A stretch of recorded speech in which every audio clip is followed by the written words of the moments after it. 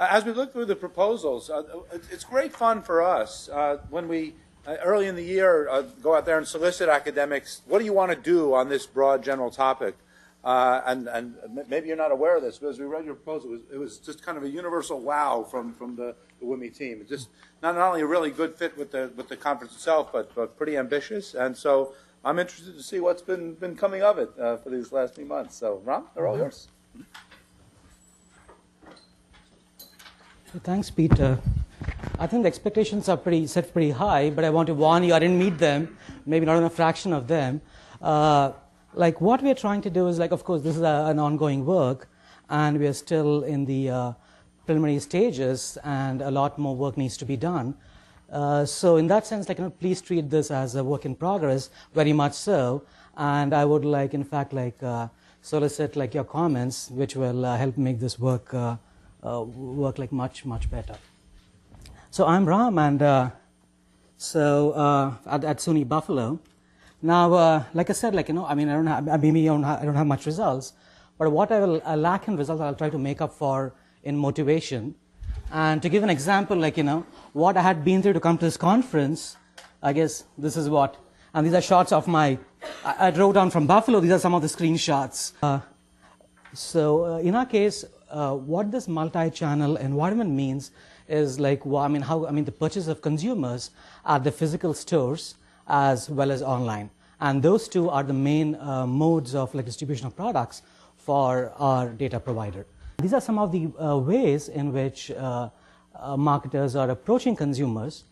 These could be like, things like direct mail through catalogs, emails, and so on.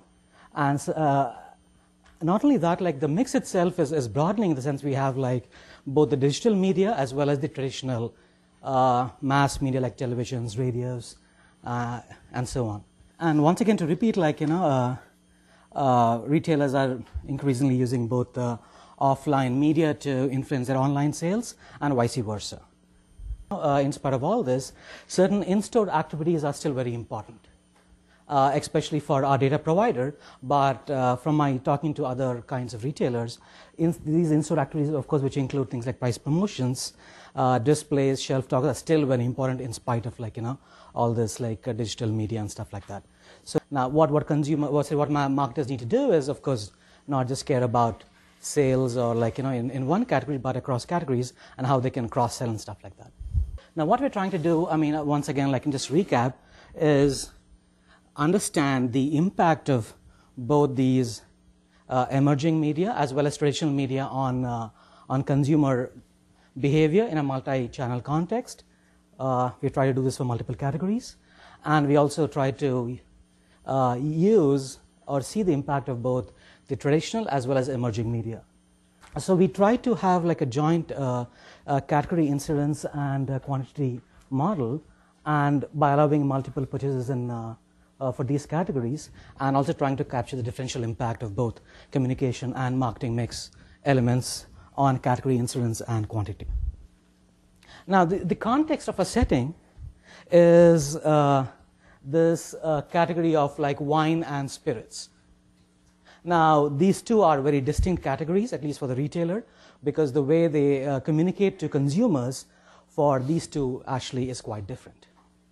And what I'll explain is like some features of our data that will probably help us, at least if not anything else, understand the context of our results.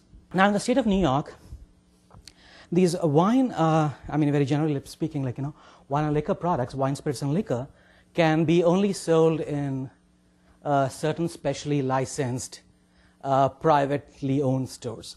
And I'm saying the word private because I guess in Pennsylvania it's different in the sense that it's all, I think, from what I understand, is all government owned.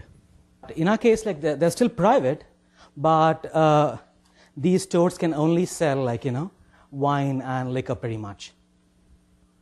And the shipping is only in state. In other words, the retailer cannot ship out of state. And finally, returns of these products are not allowed by law. So unless under very limited circumstances, consumers cannot return products. So in that sense, all sales are final. So in that sense, it helps us because we don't really have to worry about those returns and stuff like that. But I guess the problem then is if you're trying to sell online, that creates its own challenges because consumers can't really return these products. So once bought, it's bought. So what we're using is scanner data from Jan 2008 to August 2010, and we hope to expand this data because the data is ongoing. So hopefully we'll have a longer horizon for that. And the kind of consumers we use, for now we're using 500 consumers to estimate the model, and these are a combination of consumers in the sense that some buy only in the store and some are pure online and some use a combination of both. Now the consumers, we kept them these are consumers who can buy in the store but choose not to, in the sense that it's not some physical location thing. And essentially catalogs for us are more of an information source in the sense that consumers cannot directly order from the catalog. Even if they want to find something nice, they have to go online or call. They cannot have an order form in the catalog. So in that sense, it does provide a communication method, because then the store can use equity-based promotions to these kinds of consumers in the catalog. They can have all these glossy catalogs and talk about some wineries in the region or wineries in France or whatever, and then say how they have all these great wines which nobody has, and so on. So in that sense, it does provide a valuable mechanism for them, which is mostly non-price driven. It could be price driven sometimes, especially the holiday catalogs, but in general not. They advertise in newspaper.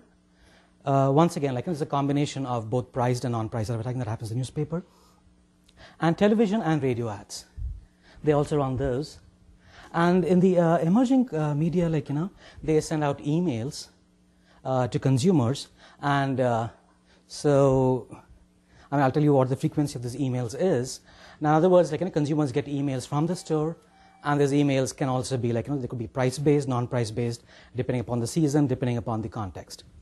Finally, they also run some web ads on their web. And sometimes, a few of the televisions also mention, go to the web and see our ads, stuff like that. So that is, the pretty much, I think, what our communication and mix looks like. And for the marketing mix variable, we use prices and various kinds of promotions. This is some descriptive statistics, essentially, what are consumers buying? So we can see, for example, the mean quantity is something like this. This is in milliliters. And the same thing for spirits. So I guess roughly consumers are buying something between 2 and 3 bottles of wine, and one bottle of spirit. That's pretty much what it seems like. So for the variables that we have, the store roughly sends out 6 emails per month. So roughly more than 1 a week, and around 3-4 catalogs a year. Around 15% of the items have these shelf talkers, and they run these educational programs say two in every week, and they have 2 ads per week. This is what we find. Was it too fast, or should I go back, or? We find that the emerging media obviously are very important, they're significant, emails, educational programs. However, the magnitude is still as compared to the some kind of other promotion mixes, little lower. And that's, I think, kind of expected, right? In the sense that even if the company tomorrow stopped price promoting, or really began increasing prices, but kept bombarding them with emails, you really would not sell more, because the traditional ones prices, the traditional marketing mix are still very important. And then we find that the higher the price sensitivity in a category, the more the responsiveness is towards these different kinds of communication mix. In other words, there could be some other motivators that allow consumers to search for these different communication mix. And of course, we find that communication mix has differential impact across categories. And like I said, when coming to marketing mix, prices and promotions are still very important. The firm cannot choose to ignore them. Of course, it might cut back on some promotions, which may not be beneficial, but they're still important. They need to at least, especially for promotions that are equity based, are still important. When you go through TV ads, or communicate about different wineries and so on. The informational shelf talkers, in other words, the ones that provide these ratings information to consumers, have a strong influence. than either educational programs or emails. And in other words, like, product reviews and ratings significantly influence quantity addition, like how much they buy. So I guess, the idea is that, like, once, if they want to decide, like, oh, I want this wine, but I'm not really sure how it well goes with my meal today, and if you have some information that probably might, that's my conjecture, that probably is, like, helping them decide when they're buying. And quantity addition seems to be a stronger driver of channel choice, and this is more so online. In other words, if they want to buy a lot of items, they tend to use the online channel. I guess one reason why they're doing this for our case, at least, is like, it's bulky. If you want to buy, like, say, a case of wine, which is like 12 bottles, maybe you don't want to go to the store, and like, and especially if you know what you're buying, if your preferences are set, maybe shipping is easier. That's how we interpret that as. And price sensitivity in the online channel is lower for our case, although promotion sensitivity is higher. So I think that's pretty much it, what I have to say. And what I have is, like, I'm just summarizing, like, these things that I just said. What we're trying to do is, like, we're trying to, of course, like, extend these models. And now, clearly, like, some communication mix, such as emails, educational programs, and catalogs, also have, like, contemporaneous effect, but they're also a little more long-lasting in the sense that they create a stock.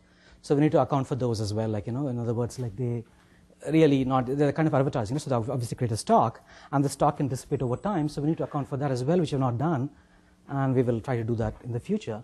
And then we need to, like, use these, we not really account for the interaction effects between these communication marketing mix variables, so we need, in other words, like, they could obviously play off each other, which we have not done yet, and we plan to do that when we do the revised model as well.